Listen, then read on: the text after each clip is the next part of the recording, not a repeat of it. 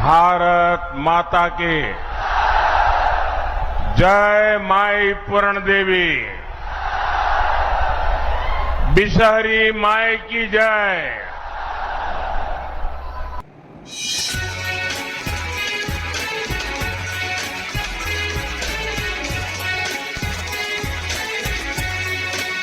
प्रधानमंत्री जी गया के बाद पूर्णिया पे गए 12:30 बजे।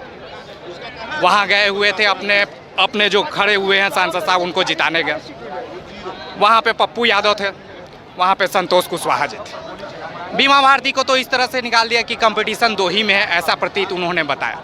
संतोष कुशवाहा का चेहरा भी देखने लायक था। क्या पप्पू यादव अपने आप को इतना खड़ा कर लिए वहाँ पे कि आने वाले दिन में वो जीत की ओर चले गए? प्रधानमंत्री के बातों के बाद भी संतोष कुशवाहा का जो देखने वाली बात थी वो इसी ओर कार्य कर रही थी। लेकिन फिर भी हम जनता की राय जाने की कि आखिर ये फैसला त्रिकोणीय होने जा रहा है या दुकोणीय। आइए हम जानते हैं यहाँ के जनता से। सर वहाँ की लड़ाई क्या है, त्रिकोणीय है या फिर दो? सिंगल है। क्या कि पूर्णिया का नेता नहीं है पप्पू यादव। अच्छा। पूर्णिया का बेटा है। नेता नहीं है, पूर्णिया का बेटा है पप्पू यादव। अच्छा। पूर्णिया का लोग का प्रेम है पप्पू यादव के साथ। क्योंकि हम बता देना चाहते हैं पत्रकार बाबू आपको, इसलिए कि इस देश में जब महामारी जब आई थी तो कोई नेता, किसी पार्टी के नेता खड़े नहीं उतरे थे जमीन पर। ना बीजेपी के थे, ना आरजेडी के थे, ना कांग्रेस के थे, ना जदयू के थे। कोई एक बिहार का सिपाही अगर लड़ा है तो आदरणीय पप्पू यादव। लोगों को अनाज पहुंचाने से लेके पैसा देने तक का काम किया है आदरणीय पप्पू यादव ने। तो पप्पू यादव की जीत तय है। लोग बड़े से बड़ा सभा कर ले, लोग बड़ा से बड़ा प्रोग्राम कर ले, कोई फायदा नहीं है।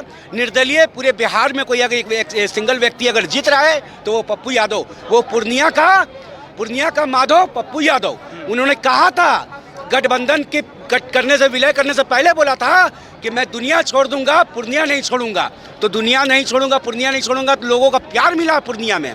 महिलाओं का नहीं, युवाओं का भी, युवाओं का नहीं, बुजुर्ग का भी, बुजुर्ग का नहीं, बच्चे का भी।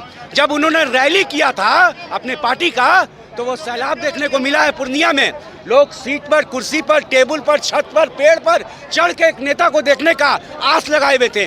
आज जब अपने नेता को देखे पप्पू यादव को तो लोग खुशी से पागल हो गए और एक ही नारा था, पप्पू यादव जिंदाबाद, पप्पू यादव जिंदाबाद। अभी कुछ दिन पहले जो ग्राउंड रिपोर्ट से वहाँ मेरी बात हो रही थी, वहाँ पे नीचे से तबके से निकल के आ रहा था, लोग बोल रहे थे प्रधानमंत्री और सीएम तुमसे हमारी बैर नहीं, लेकिन संतोष कुशवाहा तुम्हारी है खैर नहीं। मतलब वहाँ पे जो ग्रास रूट लेवल है वो उनके विरोध गया। बहुत से कारण है, तो इसमें पप्पू यादव को हम लोग कहाँ पाते हैं?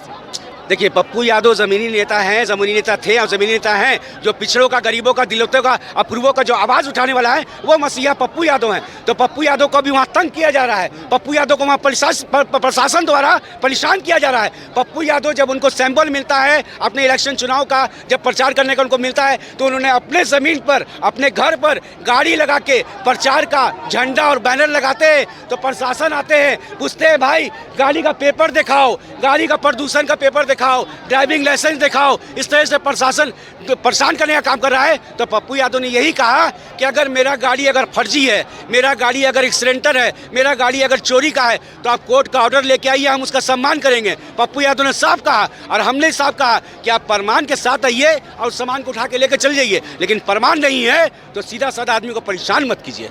पप्पू यादव निकल रहे हैं इसलिए उन्हें तरह तरह से प्रताड़ना किया जा रहा है, जीत की ओर अग्रसर है। इस बारे में आप क्या कहेंगे? पप्पू यादव तो दिल का नेता है।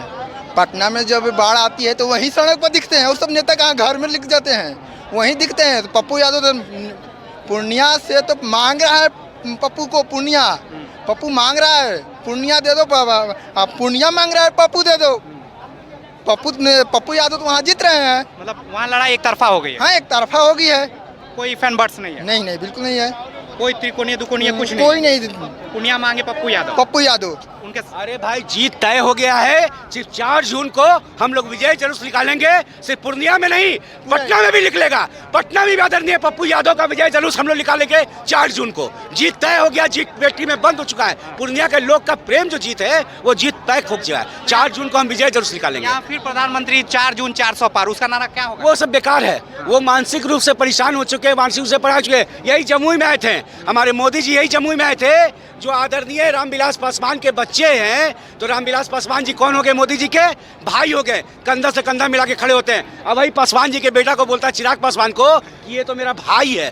तो इस तरह का मानसिक संतुलन खोल गए, चच्चा को भाई, भाई को भतीजा, भाई फूफा को चच्चा बोल रहे हैं। तो कुछ भी, और उनके आते हैं समर्थक आते हैं बहुत सारे। अभी नीतीश बाबू है, वो बोलते हैं 4 लाख नहीं 4,000 संसद उनके साथ। तो इस तरह का तो माहौल है। मतलब अगर 1947 के बाद कोई चुनाव अगर होगा तो ये 2024 का ऐतिहासिक चुनाव होगा, जो 800 वर्षों तक याद रखेंगे लोग के दिल में याद रहेगा कि 2024 में कैसा चुनाव हुआ था। प्रधानमंत्री को पूर्णिया से आने से क्या पप्पू यादव को कोई फर्क पड़ेगा या नहीं? नहीं, पूरे बिहार में घूम ले, वो भीख मांग ले कटोरा लेकर वोट का, उनको नहीं मिलने वाला है। बाय बाय कहने वाला है बिहार उसको। पूर्णिया में पप्पू यादव, अरे वो जीते, दूसरा कोई बंदा नहीं, वो जीतेगा। यादव छोड़ा है कि दूसरा हुआ, किसी को माइक औका देना जीतने। उसका ऐसा नेता नहीं है, में एकदम क्लियर उसका ऐसा नेता नहीं है पप्पू यादव। ऐसा गरीबी के नेता है, हर चीज में वो आगे रहता है। माय मरता है उसमें जाता है, कोरोना आता है उसमें जाता है। तो वोटवा क्यों नहीं देता है? सब बिक कहा जाता है। पब्लिक उसको अभी फूल के स्वागत कर रहा है, देख रहे मोबाइल पे कितना स्वागत उसको हो रहा है। वोट देगा ना? देगा क्या? नहीं, उसके छोड़ा के कोई नहीं जीतेगा। मतलब पप्पू यादव पप्पू यादव छोड़ा के दूसरा कोई जीत नहीं सकता पूर्णिया में।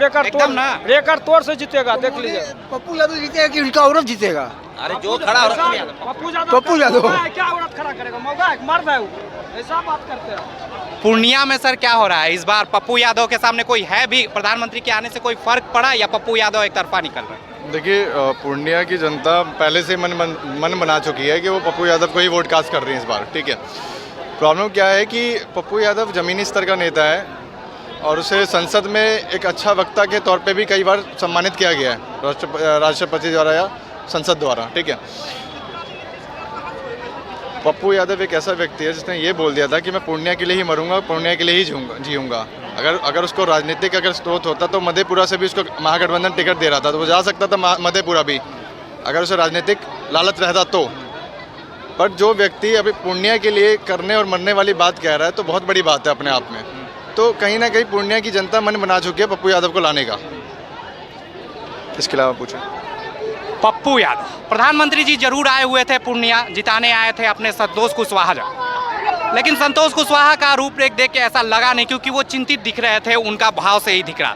बीमा भारती को आउट ऑफ कंटेस्ट कर दिया गया और लोग जो यहाँ प्रतिक्रिया दे रहे हैं वो सीधे यही कह रहे हैं अब की बार पप्पू यादव किसी भी तरह, क्योंकि उनका जो व्यक्तित्व है, उनका जो काम करने का तरीका है, और यही नहीं ग्रास रूट लेवल पे संतोष कुशवाहा के थ्रू ये भी आ रहा है कि प्रधानमंत्री और नीतीश तुमसे हमारी बैर नहीं, लेकिन संतोष कुशवाहा को खैर नहीं। तो इन सब बातों से ऐसा अब प्रतीत होता है प्रधानमंत्री आने के बाद भी कि एक तरफा जीत की ओर पप्पू यादव जा रहे हैं, लेकिन आने वाला 4 जून ही तय करेगा कि आखिर पप्पू यादव जीतते हैं, और जीतते हैं तो कितने मतों से जीतते हैं। इन बातों के साथ मैं राकेश रॉय, धन्यवाद।